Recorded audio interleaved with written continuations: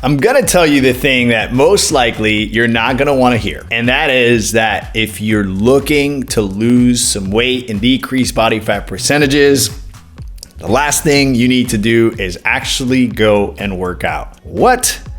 Yeah, exactly. That's what this video is all about. And hear me out. Before you actually just click off of this video, I want to say that I'm an advocate for working out. I love the gym. I go to the gym. I've been owning and operating gyms for the past 23 years. And so I see the value behind resistance training. Please don't get me wrong. There's a lot of benefits there. And it is an amazing, amazing way to live your life because you're going to see your full potential if you're lifting weights and you're challenging yourself every day. And there's so many great things with going to the gym. And so please don't misunderstand me. I'm not saying that the gym is not a good thing. I'm simply saying that if you need to lose 25, 50, 100 pounds, then resistance training is the last thing that you should be thinking about. I'd like to say that most coaches, right? If you go to a gym and you realize, you know what, it's January, I gotta lose some weight. Most trainers, the first thing they're gonna tell you is you need to be here 3, 4, 5 days a week. You come in, you get your membership. One of the sales guys will bring out the little body fat calibrator and tell you how obese you are and how much you need to be there and you need to be at the gym and oh yeah, you need to buy personal training sessions, and they're going to introduce you to one of the top trainers in the gym. And then this very muscular guy walks in and he sits there and he says, "Nice to meet you." And he looks very, very confident and he's telling you how he's going to get you into tip-top shape. And the first thing that actually happens is they bring you on the floor. I know this because for 23 years, I owned and operated studios and saw many of the gyms around me, what they were doing with their clients. And we took a completely different trajectory. And this is why we're having this conversation. And so they bring you on the floor and you start working out. And the first week, you feel like you got hit by a truck, right? Because maybe you hadn't been working out. You've been living a sedentary life. Now this trainer has you doing squats and lunges and Olympic lifts and all these things. And sometimes, not all the times, but sometimes people end up even getting hurt within the first 2-3 weeks of working out because they just don't have the muscle to support a lot of the lifts that they're doing. And so not only now are we overweight, but now we are injured, or you're so sore after your last session that you just say, I can't live like this. I can't even function the rest of the day. And you just simply put the gym aside. If this has happened to you, my friend, you're not alone. I think this is sadly the story of most people looking to get in tip-top shape. And your idea is, well, if I need to get in shape, I'm just going to go straight to the gym. Makes sense, right? Problem is that working out takes a lot of our mental bandwidth, right? Not only physically, but we have to think about, I got to get up early and I got to get ready. I got to get in my car. I got to go to the gym. I have to put all this effort forth. Then I got to get, back in the car, go home, get ready for the day. And now I have the entire day ahead of me and I'm already exhausted from, 45 minutes, an hour of training sessions, right? And so it becomes very, very challenging. And the brain is this preservation mechanism, and if the brain feels resistance, if the brain feels like you're burning calories, like it's too much of a struggle, the entry barrier is too strong of a barrier, then guess what? Your brain will push back on that and it will not support that idea.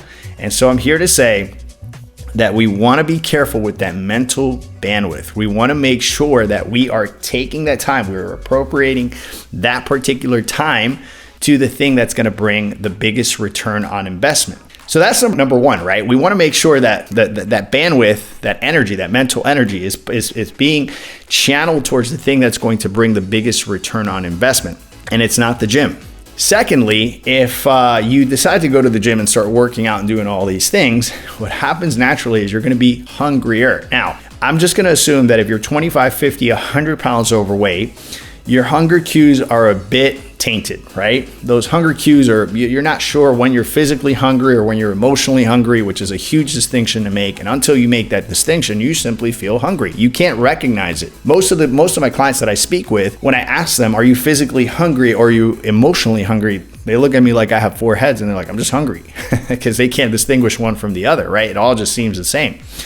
So recognizing those hunger cues is important. Recognizing when you're physically hungry and when you're actually emotionally hungry is pivotal to your success. And one of the ways to distinguish that is when you're hungry, you can just eat a chicken breast, but when you're emotionally hungry, you're more hungry for ice cream, right? Sweets, cakes, things of that nature. You're thinking about those things. And once again, distinguishing those hunger cues is very, very important. So that's number 2, right? Number 2 is distinguishing those hunger cues. And to do all of that, right? To be able to just put the gym aside, recognize your hunger cues, that is a job all on its own. Now, if you're exhausted already, hang on, because I have something great for you. Wait till the end of this video, because I'm going to give you a breakdown of what I believe is the most efficient thing that you can do if you're just getting started, if you're looking to lose some weight, decrease body fat percentages. And so number one, you may not like this, but number 1, you want to dial your nutrition in, okay? Until your nutrition is not right, it's not going to support all those other things, because in order for you to have the bandwidth and the energy to go to the gym, you have to have the right nutrition to fuel that, right? Not just physically, but mentally,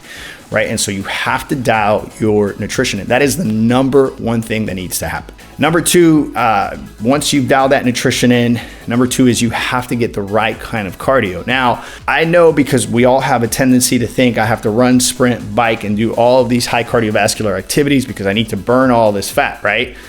And no. What we actually need to do is get the right type of cardio. There's a gentleman by the name of Stu Middleman that wrote a book a while back called Slow Burn Cardio. And Stu Middleman really changed my mindset around cardio, because some of you guys know I played competitive soccer. And so I was used to sprinting and doing HIIT training and all the high intensity stuff. And Stu really changed my mindset around it, because in his book, he says that when he was in his mid 60s, he ran from San Francisco to New York. And he actually ran, but the way he prepared for it was through walking. And his main concept is to slow down your training. Instead of running, sprinting, biking, or doing any of those high cardiovascular activities, what you want to do is you want to do slow cardio, because you're going to consume a different type of fuel, right? You're going to consume more glycogen than you are oxygen. And when you are in a depletion diet, which, by the way, you have to be in a deficit in order to lose weight and decrease body fat percentages, the last thing you want to do is all the high intensity stuff that's going to just take your hunger cues to a whole other level. In other words, you're going to be starving. You're going to want to take an entire small village out. You're so hungry, right? So you want to do the right type of cardio. And that cardio usually is a slower based cardio that is not going to make you overly hungry. Number 3, you want to get the right amount of sleep. I can tell you right now that our intake forums, 9 out of 10 of those intake forums, I see people going to bed past 11 p.m. right? These are people that are going to bed at 12, at 1. And, some of them argue, well, I get up at 6, I get 6-7 hours of sleep. That's more than enough, isn't it? The problem is that the best kind of sleep really happens, right, when you go to bed between 9:30 and 10:30. Now, I know everyone is different and everyone requires something very, very different in order to rest. But for the most part, if you can discipline yourself to get to bed before 10 p.m., right, what's going to happen is you're most likely going to fall into REM sleep by 2 to 3 hours after you fall into sleep. REM sleep is that restorative sleep that actually regenerates all of your entire system, right? When you wake up, your reproductive hormones are firing off the way they should, and you feel great, and your creativity is there, and all that mental acuity is there. You have the physical strength to actually do whatever it is you want to do the next day. And so sleeping well and disciplining yourself to go to bed early and getting up before the sun comes up is pivotal. And I've done many videos on this before, but I'm just going to touch very briefly on this. Get to bed before 10 p.m. and wake up before the sun comes out, maybe 5 a.m. Why so early, JT? Well, you want to make sure that you're getting to the gym early so you can get it out of the way, because once again, if you let the day go by, it just becomes very hard to go after work. You're exhausted already from work, mentally and physically. So you want to get there at the earliest time you can, get it out of the way, get ready, and start your day off right. Number 4, hydration, right? If you are not well hydrated, your body needs water. You can go without food for days. Actually, I think it's like 2 or 3 weeks that you can go without food. But water, you can't go more than 2 days without. And so hydration is so important. Number 1, hydration. is important, because if you're not well hydrated, you're going to retain water, and that's not favorable to weight loss. But more importantly, your hunger cues are just going to be off the charts, right? You're going to be hungry because your body is interpreting that thirst for hunger. So you want to make sure that you're well hydrated. Absorption is the other one. You want to make sure you're absorbing your nutrients in an efficient way. And lastly, detoxification. A big part of bowel movements is you being well hydrated. So hydration is so important, right? We want to make sure we become disciplined in drinking water throughout the day. And number 5, you want to become a great planner, right? All these things that I mentioned will not happen if you're not a great planner. So you need to be a person that has a legal pad all the time in front of you, right? You're creating a checklist of all these things, and you're setting alarms on your phone so that these things are happening like clockwork. And as you can see, all 5 of these points, dialing your nutrition and getting the right type of cardio, and sleeping the right amount of hours, hydrating and planning, if these things aren't happening sequentially and every single day, then until you get this right, I would say stay far away from the gym. And so I know we want to get to the fun stuff, which is working out, but we got to get the most important things in first. My 7-year-old daughter says all the time, her teacher taught her this saying, and I love it, because she came home one day and I said, I absolutely love that. And she said, what is hard for us is good for us. And I truly believe that these things that I just mentioned, these 5 points, can be really, really hard. But when we get them in place and when we dial them in, everything else happens very easily. And so, my friend, I hope you got something out of this video. More importantly, I hope you put these things to action. My name is JT Tapias with the Empty Your Bucket Nutrition Plan. I hope you got something out of this. Check this video out here, and I'll talk to you soon. Ciao, ciao.